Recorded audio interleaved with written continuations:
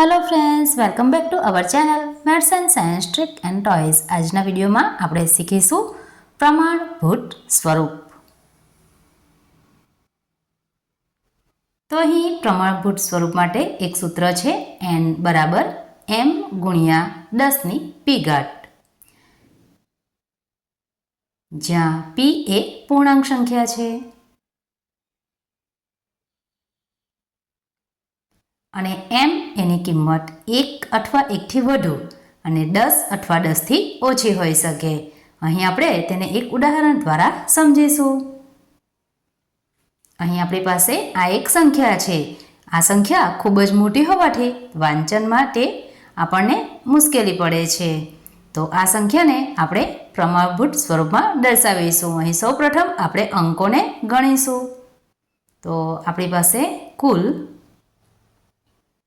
અંક છે 12.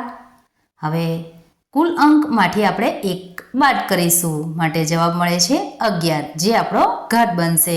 અહીં પ્રથમ બે અંક છે 4 અને 0, બંનેની વચ્ચે પોઈન્ટ મૂકીશું, માટે આપણો જવાબ મળે છે 4.0 ગુણ્યા 10ની 11 ઘાત, જ્યાં p બરાબર 11 એ પૂર્ણાંક સંખ્યા છે, જ્યારે 4.0 એ 1 અથવા 1થી મોટી અને 10 અથવા 10થી નાની સંખ્યા છે. હવે આપણે બીજું ઉદાહરણ જોઈશું. તો અહીં આપણે એક સંખ્યા લખીશું.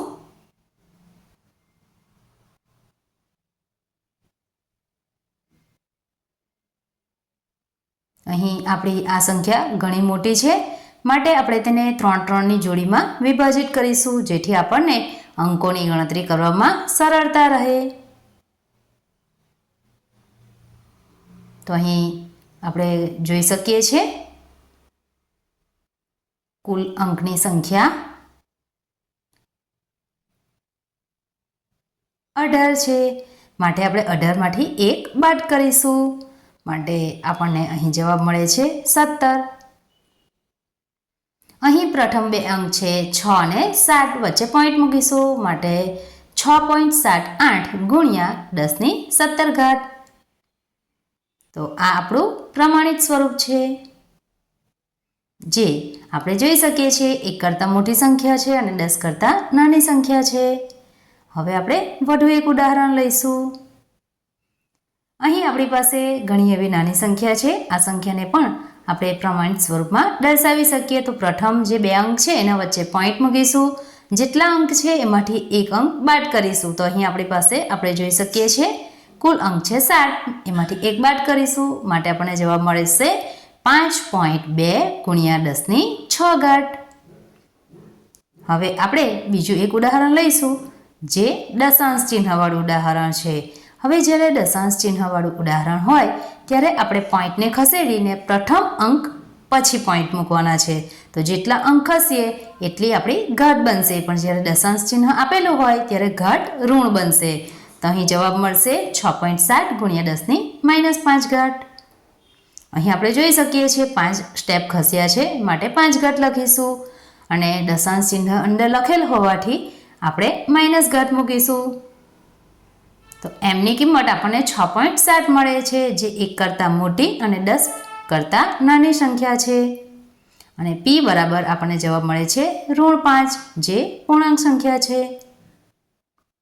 વધુ એક ઉદાહરણ લઈએ.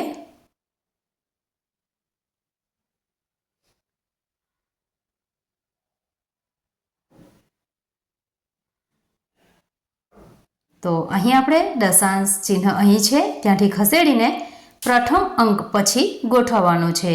તો આપણે અહીં કેટલા સ્ટેપ ખસીએ છીએ તે પણ ગણતરી કરી લઈશું. અહીં આપણે લખીશું 7.32 ગુણ્યા 10ની, જવાબ માઇનસમાં આવશે. અહીં આપણે કેટલા ઘાત ખસ્યા છે એને ગણી લઈશું. જેટલા ઘાત ખસ્યા છે એ અંક લખીશું. 12 સ્ટેપ ખસ્યા છે, માટે 10ની -12 ઘાત.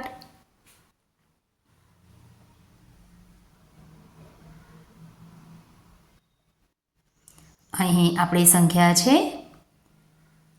હવે આપણે દશાંશ ચિહ્નને ખસેડીને પ્રથમ અંક પછી ગોઠવવાનું છે, માટે આવશે 6.0 ગુણ્યા આપણે જેટલા સ્ટેપ ખસ્યા હોય તો અહીં 1 2 3 અને 4 સ્ટેપ માટે 10 ની -4 ઘાત.